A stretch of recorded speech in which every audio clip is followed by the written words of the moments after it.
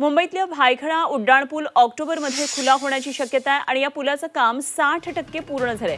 Maharashtra rail infrastructure development कॉर्पोरेशननं या पुलाचं काम हाती घेतलेलं आहे। या कामाचा आढावा घेतलाय आमचे प्रतिनिधी ओम देशमुख यांनी।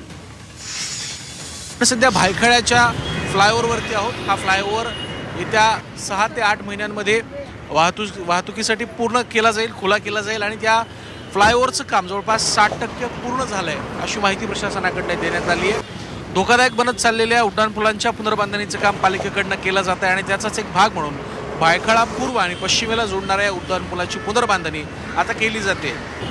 ऑक्टोबर 2025 पर्यंत हा पूल वाहतूकदारांसाठी खुला केला जाईल अशी माहिती देखील या निमित्तानं पुढे आली आहे। भायखळा पूर्व आणि पश्चिमेतील जे काही ट्रॅफिक आहे, जी वाहतूक व्यवस्था आहे, त्यामध्ये खूप मोठ्या प्रमाणात या उड्डाणपुलाच्या बांधणीच्या नंतर फरक पडेल अशी एक अपेक्षा आहे। CSMT पासून जे उड्डाणपूल मार्गाने भायखळ्यापर्यंतचा हा प्रवास या निमित्तानं करण्यात येतो।